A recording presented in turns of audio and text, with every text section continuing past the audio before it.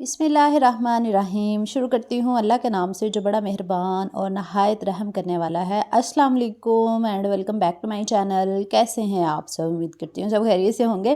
तो जनाब शुरू करते हैं आज का व्लॉग। तो आज के व्लॉग में स्टार्टिंग में मैंने कोई रमज़ान की टोन नहीं लगाई, क्योंकि आप लोगों के मुझे इतने मैसेज इतने कमेंट्स आते हैं ये कैसे लगानी है, ये कैसे लगाते हैं। तो मैं सोचा कि मैं भी नहीं लावांगी तो सारे ठंड पै जाएगी हुन। तो खैर आई एम जस्ट किडिंग। तो शुरू करते हैं फिर आज का व्लॉग। तो यहाँ पे ना हो रही थी सेटिंग, और मैं ना घर की सेटिंग जो है ना वो थोड़ी चेंज कर रही हूँ। और सोफ़े हटा के ना मैंने यहाँ से यहाँ तो दो पड़े हुए थे ना, एक को हटा के मैंने इस साइड पे कर दिया और एक को मैंने उधर ही रहने दिया, और कारपेट इस साइड पे कर दिया। और अबिहा भी साथ लगी हुई थी सफाइयाँ करवाने के लिए, ये स्कूल से आ चुकी थी। और एलईडी के नीचे मैंने टेबल चेयर लगा दी है। अबिहा की वजह से मैंने सेटिंग चेंज किया, क्योंकि ये सोफ़े पे बैठ के ना इतना मेस करती थी ना वहाँ बैठ के, पेंटिंग ड्राइंग कर करके ना इसने सोफ़े का कवर का सत्यानाश किया हुआ था। तो मैंने कहा कि ना उधर सोफ़ा होगा, ना बजेगा बांस और ना होगी बांसुरी, पता नहीं ऐसे कोई कहावत बनी हुई है। शायद ना होगा बांस तो ना बजेगी बांसुरी, है ना, ऐसे ही है, बांसुरी के पता नहीं क्या। अच्छा, तो इसकी वजह ये थी कि अब एक साइड पे फ्रिज वाली साइड पे एक सोफ़ा और इधर टेबल चेयर। अभी हाँ, अब टेबल चेयर पे बैठ के ना अपनी जो पेंटिंग ड्राइंग जो करनी है इसमें करती रहेगी। और ये किचन के बाहर वाली जो स्पेस है ना, वहाँ पे मैंने दूसरे वाला सोफ़ा उठा के ना रख दिया। और अब घर जो है ना वो थोड़ा खुला खुला लगने लग गया है। सेटिंग थोड़ी चेंज हुई है ना, मैंने पूरे 1 साल के बाद सेटिंग चेंज की है। जब से आया मैंने सेटिंग ही नहीं चेंज की। तो खैर अबिहा ने यहाँ पे अपना फिर स्टॉक लगाना शुरू कर दिया था, अपनी चीज़ें ला के इधर रखना शुरू कर दी। इतनी चीज़ें ना इसकी अलमारी भरी पड़ी है। तो मैं इसको कह रही थी थोड़ी सी ही चीज़ें रखा करो, जितनी आपने यूज़ करनी है बाकी अलमारी में रहने दिया करो। तो खैर यहाँ पे घर की सारी सफाई सेटिंग हो चुकी, तकरीबन 1-2 घंटे लगे थे पूरा घर साफ़ करने में। तो मुझे इतनी सहूलत हो गई ना, मैं कहती हूँ कि किचन के बाहर अब सोफ़ा है ना, तो किचन का जो भी काम होता है ना अब मैं बाहर बैठ के कर लेती हूँ। मेरे लिए बड़ी आसानी हो गई है। अभी पता नहीं कोई रेसिपी बना रही थी तो मैं बाहर बैठ के, तो वो लगी हुई थी काम करने चिकन श्रेड कर रही थी। तो अभी मैं आ गई हूँ किचन में। तो खैर मैंने आपके साथ शेयर किया था ना कि हम लोगों ने इकट्ठी इफ्तारी करनी थी। तो उसके लिए मैंने जो है वो लज़ानिया बनाना था। तो अभी मैं लज़ानिया की ही तैयारी कर रही थी यहाँ पे। तो चिकन को मैंने यहाँ पे वो कर लिया था, कीमा बना लिया था। ये तकरीबन 2 किलो के करीब चिकन होगा, बोनलेस 2 मुर्गियों का ना बोनलेस चिकन लिया था, 2 फुल मुर्गियों का। तो पौने 2 किलो के करीब होगा। तो अभी मैंने इसका ना कीमा बना लिया यहाँ पे।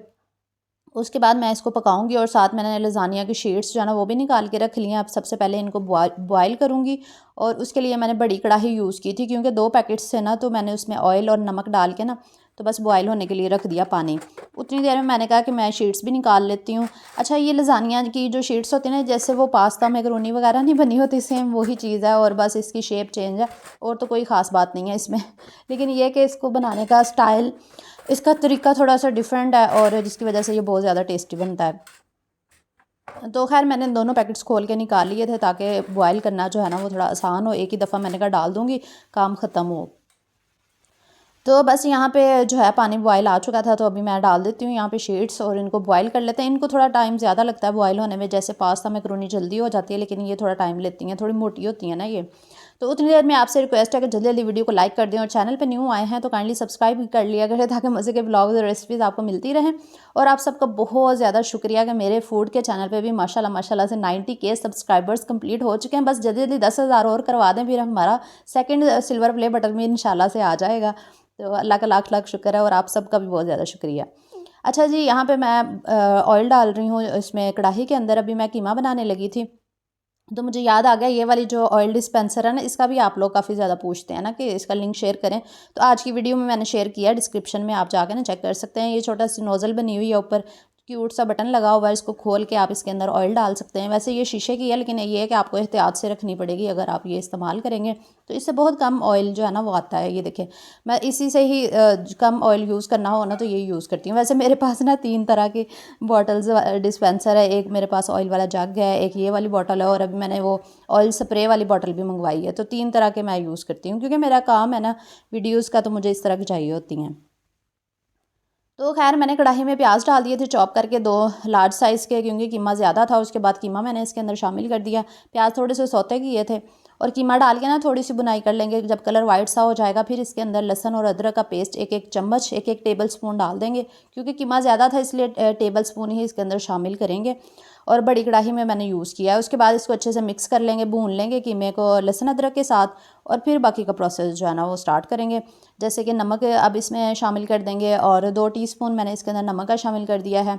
2 टीस्पून मैंने कुटी हुई लाल मिर्च, 2 टीस्पून मैंने पिसी हुई लाल मिर्च, और 1 चुटकी मैंने हल्दी भी डाल दी थी। और इसके अलावा क्या डाला था, बस यही मसाले डाले थे। बाद में हम जब कीमा पक जाएगा ना, फिर हम इसमें पिज़्ज़ा सॉस, केचप और इस तरह की चीज़ें जो है ना वो डालेंगे। फ़िलहाल हमने कीमे को पकाना है, और साथ ही टमाटर भी मैंने डाल दिए थे। 2 से 3 अदद टमाटर ना बारीक कट करके डाल के, तो बस मैंने कवर करके इसको पकने के लिए छोड़ दिया। मैंने कहा तब तक मैं ना सॉस बना लेती हूँ, वाइट सॉस भी तो यूज़ होती है ना लज़ानिया में।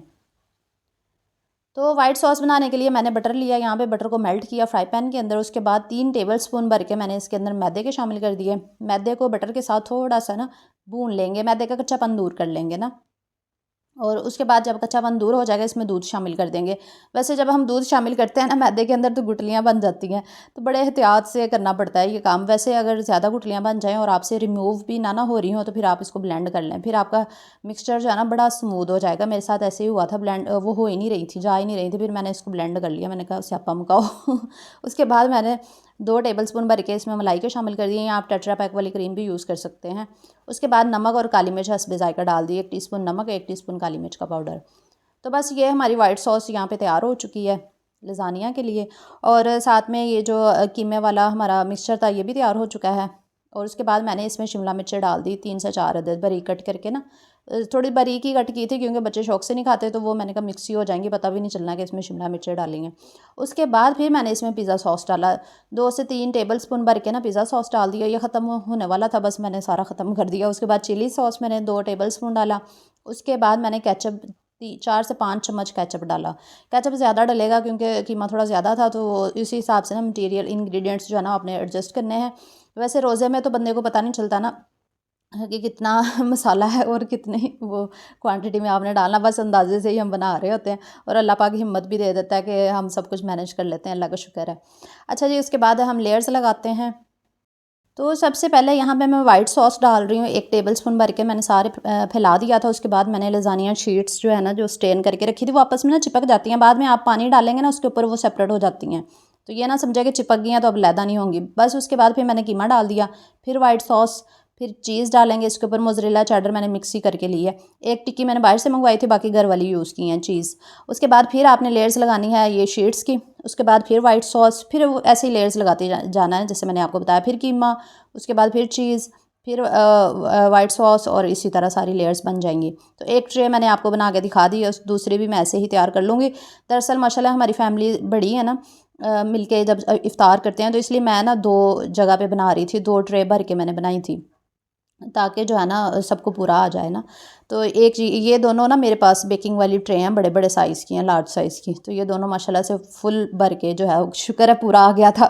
तो मैंने उसके बाद फिर एंड पे ज़्यादा सारी चीज़ डाली है, एंड पे आपने ज़्यादा चीज़ डालनी है। उसके बाद फिर ऑरिगेनो लीव्स स्प्रिंकल कर दिया, वैसे ख़त्म हो गया था, ये थोड़े से ही थे, बाकी फिर मैंने बाजी के घर जाके ना और डाल दिए थे। और फिर साथ ऑलिव्स थोड़े थोड़े से डाल दूँगी इसके ऊपर। और इसके अलावा कॉर्न, जो भी आप डालना चाहें, शिमला मिर्चें, जिस तरह भी आप डेकोरेट करना चाहें लज़ानियों को, आपकी मर्ज़ी है। कुछ लोग प्याज और शिमला मिर्चें ऊपर भी डालते हैं। तो मैंने ऊपर ऑलिव्स, शिमला मिर्चें और साथ में कॉर्न डाले थे। इससे बड़ी खूबसूरत सी लुक आ जाती है। तो बस यहाँ पे तकरीबन ना 4:30 का टाइम हो रहा था, तो मैंने कहा जल्दी जल्दी चलते हैं जाके। मैंने कहा वहाँ जाके ना बेक कर लेंगे बाजी के घर, क्योंकि मैं अभी बेक करके ले गई ना, तो मैंने कहा वो ठंडा हो जाएगा, फिर खाने का मज़ा नहीं आएगा।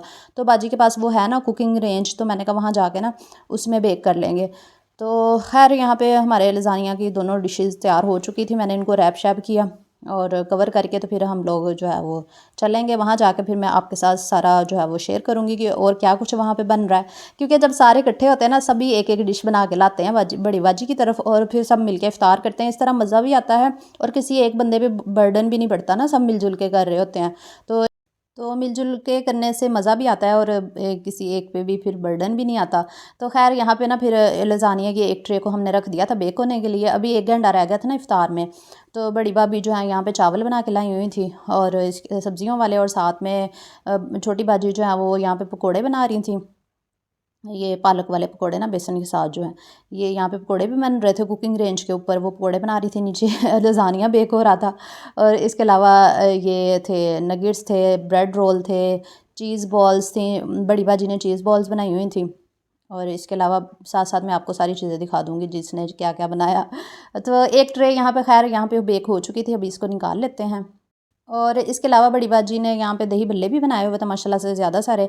और चीज़ बॉल्स अब फ्राई हो रही हैं, पहले पकोड़े फ्राई हो रहे थे, तो अब बॉल्स फ्राई हो रही हैं।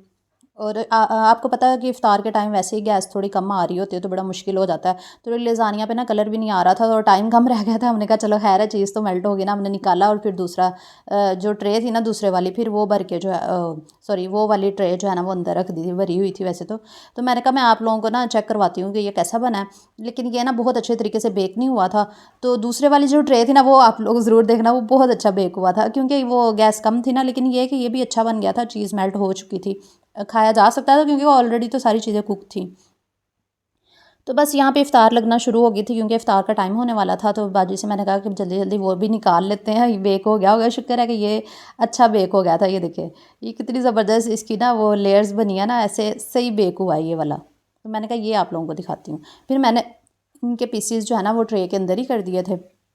तो माशाल्लाह से सबको बहुत ज़्यादा पसंद आया था, सबने बहुत ज़्यादा तारीफ़ की थी। बस यहाँ पे हमारे दस्तरखान लग चुके थे और जामे शीरी बन चुका था। इसके बाद फिर खाना खाया, 1-2 घंटे के बाद खाने में थे पुलाव था, और इसके अलावा चिकन का सालन था, और साथ में दही बल्ले वगैरह थे, क्योंकि इफ़्तार में इतना कुछ था। और छोटी नंद जो है मेरी वो लेकर आई थी खीर बना के।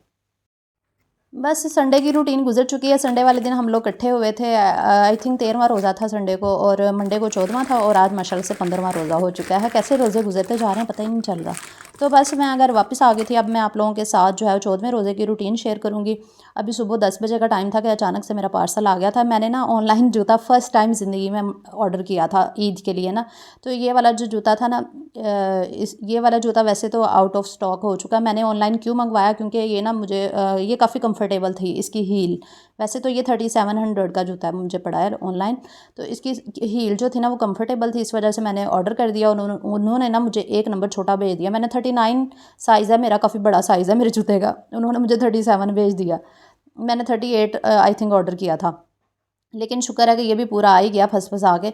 लेकिन मैंने कहा थोड़ा पहनूँगी ना तो सही हो जाएगा। इतना मतलब बुरा नहीं लग रहा था, पहना जा सकता था, साइज़ ठीक था। लेकिन मैंने कहा अब क्या इतनी मुश्किलों से वापस से रिटर्न करवाऊँ, चलो ख़ैर है। तो इसकी ये जूता ना प्यारा है, इसकी रॉयल लुक आती है, मतलब अच्छा लगता है पहना हुआ। शायद आपने देखा हो इसकी एडवर्टाइजमेंट जो है फ़ाखरा खानम ने भी की थी। तो मैं उनको फ़ॉलो करती है ना, तो मैंने उनकी वीडियो देख के ही ये ऑर्डर किया था, क्योंकि वो बता रही थी ना कि ये काफ़ी कंफर्टेबल है, और मुझे कंफर्टेबल शूज़ पहनने का ना शौक़ है। तो जो मुझे पसंद आया था वो आउट ऑफ स्टॉक हो चुका था। अब आई थिंक ये वाला भी हो ही गया होगा आउट ऑफ स्टॉक। नैना पता नहीं क्या है उनके उस स्टोर का नाम है, वहाँ से ऑर्डर किया था। है तो काफ़ी एक्सपेंसिव है, लेकिन जूता प्यारा है। तो बस यहाँ पे जूते की बातें ख़त्म करते हैं, और मैं आपके साथ शेयर करती हूँ कि मैं अभी इफ्तार की तैयारी करने लगी थी। तो मैंने ना मिर्चें मंगवाई थी ना लास्ट टाइम, तो वो ख़त्म हो गई थी। फिर मैंने नेक्स्ट वीक के लिए ना इकट्ठी मंगवा के उनको वॉश किया, और ड्राई करके ना उसकी डंडियाँ उतार के फिर टिशू के साथ रैप करके रख देती हूँ। मेरे 10-15 दिन इतने आसानी से गुजर जाते हैं, मिर्चों से भी, और आपको पता है धनिया से भी आसानी से गुजर जाते हैं। इसी तरह फिर धनिया भी इकट्ठा मैंने मंगवा लिया था 20 रुपये का। 20 रुपये का इतना ज़्यादा धनिया आ जाता है, क्योंकि आजकल धनिया सस्ता हुआ है ना। अभी आगे जाके आप देखेंगे ना, गर्मियाँ आएंगी ना, तो ये धनिया नज़र ही नहीं आएगा, सारा सूख सड़ जाता है। अच्छा, तो ये धनिया भी फिर मैंने काट के इसको भी मैंने रैप करके रख लूँगी। ये भी 10 दिन आराम से गुजर जाते हैं। मिर्चों और धनिया की तो मुझे फ़िक्र ही नहीं रहती कि रेसिपीज़ के लिए मुझे ये चीज़ें चाहिए, वो चीज़ें चाहिए। ये चीज़ें पड़ी हो ना, सुकून रहता है। तो आज की इफ़्तार कोई ख़ास नहीं थी। आज मैंने ये जो रोल समोसे सॉरी पैटीज़ और समोसे पड़े हुए थे ना, ये फ्राई करके मैंने ख़त्म कर दिया। मैंने कहा अब नहीं मैंने ये चीज़ें ऑयली बनानी। उसके बाद ये रेसिपी शूट करनी थी आलू की पूरी की। ये भी आपने मेरे फूड के चैनल पे देख ली होगी, अगर नहीं देखी तो जल्दी जाएँ आलिया मुबशर फूड्स पे जाके देख लें। इसका लिंक आपको डिस्क्रिप्शन में मिल जाएगा, और सर्च भी कर सकते हैं, कम्युनिटी में भी लगा होता है। तो ये बहुत ज़्यादा मज़े की टेस्टी बनी थी आलू की पूरियाँ। तो ये बनाई थी, ये तो रेसिपी शूट करनी थी ना, तो मैंने कहा चलो इफ़्तार में भी यूज़ हो जाएगी। ये फ़ायदा हो जाता है फूड के चैनल का, कि जो रेसिपी मैं शूट कर रही होती है ना, वो मेरी इफ़्तार में इस्तेमाल हो जाती है, मुझे ज़्यादा खपना नहीं पड़ता। एक वैसे तो फूड की रेसिपी शूट करना ना दुनिया का सबसे मुश्किल तरीन काम लगता है। मेरी टांगों में इतनी दर्द होती है ना, खड़े रह रह के मेरी बस हुई होती है। रात को नींद नहीं आती, मेरी टांगों में इतनी दर्द होती है, थकावट हो जाती है, क्योंकि शूट भी मैंने करना होता है, बनाना भी मैंने होता है। बहुत ज़्यादा मेहनत वाला काम है। तो खैर फिर साथ मैंने पकोड़े बना लिए थे। ये 3 आइटम थे आज के इफ़्तार में, और साथ खजूरें, पानी, तो रायता वगैरह ये तो होता ही है। तो इसके अलावा मैंने कुछ ज़्यादा नहीं बनाया था, क्योंकि ऑलरेडी ये ऑयली चीज़ें इतनी ज़्यादा बन गई थी। तो मैंने कहा अब मैंने कोई ऑयली चीज़ नेक्स्ट टाइम से नहीं बनानी बस अब ख़त्म। तो खैर अभी रात का टाइम हो रहा था, तो अभी हाँ मैडम साहिबा यहाँ पे अपने शूज़ पॉलिश कर रही हैं। एक्चुअली ये ना रात को ही अपने शूज़ पॉलिश कर लेती है स्कूल के लिए, कि सुबह उठ के मुझे पॉलिश नहीं करने पड़ेंगे। माशाल्लाह अच्छी आदत है इसकी। तो बस यही था मेरा आज का व्लॉग। उम्मीद करती हूँ आपको पसंद आया होगा। अगर व्लॉग अच्छा लगा तो लाइक शेयर कर दिया करें और चैनल को सब्सक्राइब कर लिया करें। इंस्टाग्राम और फेसबुक पे भी फॉलो कर लिया करें, और टिकटॉक की ऑडियंस से रिक्वेस्ट है कि मुझे यूट्यूब पे भी ज्वाइन कर लिया करें। तो ये देखिए अबिहा ने मुझे मेहंदी लगाई है, तो ये अबिहा की मेहंदी का ट्यूटोरियल आपने ज़रूर देखना, आपको बहुत ज़्यादा पसंद आएगी। इतनी अच्छी मेहंदी लगाई थी अबिहा ने मुझे। ये क्या बना रही हो? ये देखिए अबिहा मेहंदी लगा रही है, तो सारा साल लगा रही है, फिर आपको दिखाती हूँ, आपको पूरा कितनी फजूल मेहंदी अबिहा ने लगाई और मेरा हाथ ही ख़राब कर दिया है। ये क्या कर रही हो? क्या पतंग सी बना दी है अबिहा? बस बस